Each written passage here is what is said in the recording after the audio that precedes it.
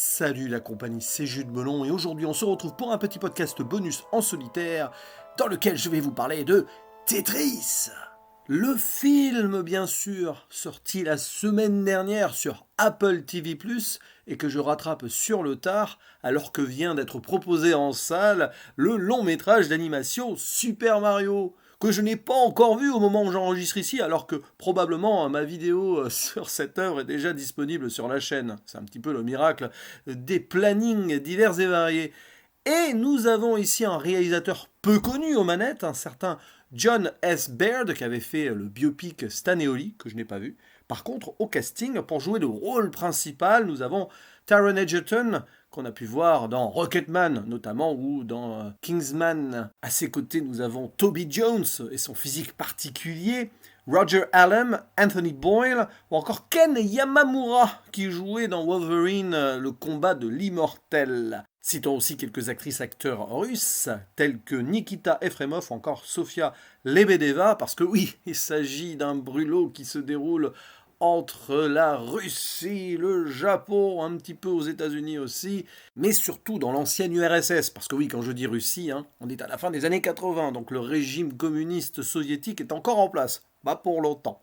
Précision, il ne s'agit pas d'une adaptation de jeu vidéo ici. En même temps, qu'est-ce qu'on aurait pu faire comme film avec des briques qui tombent? Vous allez me dire qu'on serait capable de tout de nos jours. Non, plus sérieusement, on va suivre la conception du jeu et plus précisément la façon dont il va être vendu, l'acquisition des droits. C'est un petit peu technique. Nous avons ici une sorte de thriller d'entrepreneur très rythmé et surtout au diapason de l'ambiance qu'on pouvait attendre de celui-ci, donc côté années 80, mais aussi visuellement un jeu sur le visuel Game Boy, puisque vous le savez, Tetris a été commercialisé avec cette console portative révolutionnaire au début des années 90. Alors j'avoue que j'ai abordé cette œuvre avec une certaine forme de nostalgie, puisque je l'ai saigné Tetris sur ma Game Boy à l'époque. Mais j'en ignorais totalement l'origine exacte. Pour moi c'était un truc Nintendo, donc à la rigueur peut-être créé par les Japonais eux-mêmes, mais il s'avère que c'est un peu plus complexe que cela. Puisqu'on va suivre que c'est la parenté d'un programmateur russe nommé Alexei Pajitnov, qui travaille pour une sorte de boîte d'ordinateur, la Elorg, en Union soviétique, et qui a fait ça sur son temps libre pour s'amuser un petit peu, et qui fait tourner le jeu sur des PC IBM, tout en le diffusant un peu partout en URSS à travers des disquettes un peu pirates. Et en fait, ce jeu qui va devenir révolutionnaire va tomber entre les mains d'un certain Hank Rogers, qui lui-même est un concepteur, sauf que ces jeux ne marchent pas, et on le retrouve à Las Vegas, le tester, ce Tetris, et il va tomber amoureux de ce truc, et il se dit, il faut qu'on ait les droits. C'est un petit peu comme dans le dîner de con, Oh, on a les droits. Oh là là là là. Bon bref, je divague. Mais c'est un petit peu l'idée, puisqu'il faut pouvoir diffuser mondialement donc Tetris avec un support, que ce soit Nintendo, Atari est aussi sur le coup, Mirrorsoft, enfin il y a plein de trucs là-dessus, et justement pendant tout le métrage, beaucoup de gens vont se disputer l'acquisition de cette distribution au sens large d'un Tetris qui finira donc, spoiler absolu, propriété de Nintendo et sur une console portative donc nommée la Game Boy. Mais je crois que je l'ai déjà dit en intro. Oh là là, mais ça veut dire que le film n'a aucun suspense. Alors, plus sérieusement, vous voyez que je suis assez jouasse après le visionnage de ce film, parce que je n'en attendais pas non plus monts et merveilles, et j'avoue avoir été charmé par ce biopic, inspiré de faits réels, mais bon, romancé forcément, qui s'avérait très technique et qui s'avère l'être, mais qui bénéficie d'un côté ludique, avec une atmosphère tout le temps rythmée, qui fonctionne super bien. Il y a un petit miracle derrière, parce que je ne suis pas fan de ce genre de truc un peu, alors j'extrapole et je simplifie, à la Social Network de David Fincher, même si ce n'est pas pareil, car nous avons ici une approche plus fun, ne serait-ce que par la BO qui va reprendre certains standards américains de l'époque, que ce soit en japonais ou en russe, par exemple Holding Out for a Hero ou Heart of Glass. mais aussi sur l'aspect visuel 8 bits à la Game Boy, notamment sur les intertitres quand notre héros voyage un petit peu sur la planète, dès qu'il arrive dans une ville, hop, on a ça. Et même sur une scène d'action plutôt vers la fin, qui semble être vraiment rajoutée pour dynamiter, dirais-je même, là, le film avant sa conclusion, où on a donc plan aérien et on voit la poursuite.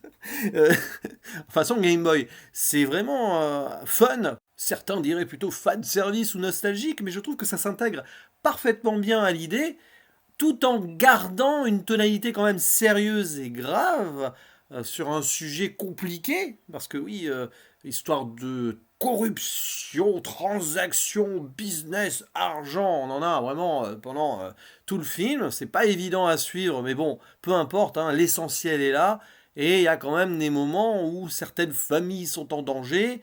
Notre héros, donc, qui est d'origine néerlandaise, alors qu'il a vécu sa jeunesse aux États-Unis, puis maintenant il vit au Japon avec sa femme et sa fille, bon bref, et il va devoir aller illégalement à Moscou en touriste, voilà, sous le manteau si on veut, afin de dealer les droits comme cela et faire face au KGB, rencontrer le concepteur, histoire d'amitié potentielle entre les deux qui sont, on va dire, deux faces différentes d'une même pièce, ils ont la même passion mais ils ne sont pas du même monde, et rajouter à cela le contexte géopolitique plutôt bien traité, j'ai envie de dire, puisque c'est la chute de l'Union soviétique à laquelle nous assistons, comme si d'ailleurs la fuite de ces droits donc de Tetris vers le monde capitaliste allait précipiter encore plus rapidement, c'est presque une forme de fantasme là je dirais, mais donc la fin de l'URSS, avec même Gorbatchev qui apparaît là et qui est conscient que le monde dans lequel il vit est en train de changer. C'est très intéressant. Ça fait un peu beaucoup par moment quand même. Hein. Ça fait pas forcé pour autant, mais c'est bourratif. Ça reste quand même assez lisible et je trouve qu'on arrive à avoir au final une œuvre qui se tient et qui se suit très bien, portée d'ailleurs par des comédiennes et des comédiens qui font le boulot, une réalisation qui s'avère plutôt efficace et qui donc a ses moments, on va dire, de gloire par rapport à la caractérisation très 80s et très jeu vidéo, évidemment. Franchement, je vous le conseille ce Tetris. Je vais pas forcément en dire beaucoup plus, parce que sinon on partirait dans des analyses qui seraient bien longues et difficiles à faire comme cela, un peu en impro, mais il y a de quoi y trouver son compte.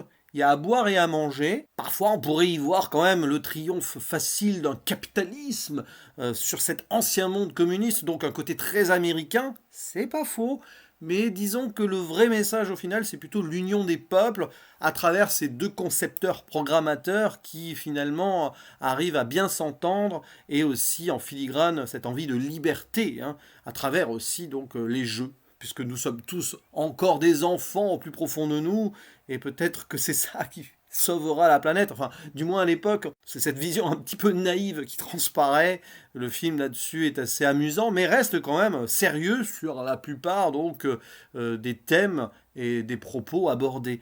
Donc regardez ce Tetris sur Apple TV+, qui certainement n'aura absolument rien à voir dans la vibe, même si ça parle de jeux vidéo, avec le Super Mario film d'animation, dont vous pouvez déjà trouver ma vidéo, si tout va bien, hein, parce que bon là, au moment où j'enregistre, non, elle n'existe pas, mais j'anticipe, c'est pas grave, peu importe. Et j'ai hâte d'avoir vos commentaires, vos réactions sur ce film si vous l'avez vu, parce que, ouais, il y a de quoi discuter et débattre à son sujet. Je trouve que c'est probablement le meilleur film vu en streaming cette année à date. Alors, j'en ai pas vu énormément hein, sur les plateformes Netflix, Apple ou autres, mais là, celui-là, il est quand même fort bien placé dans mon cœur. Donc, à vous la parole, il ne me reste plus qu'à vous dire à la prochaine.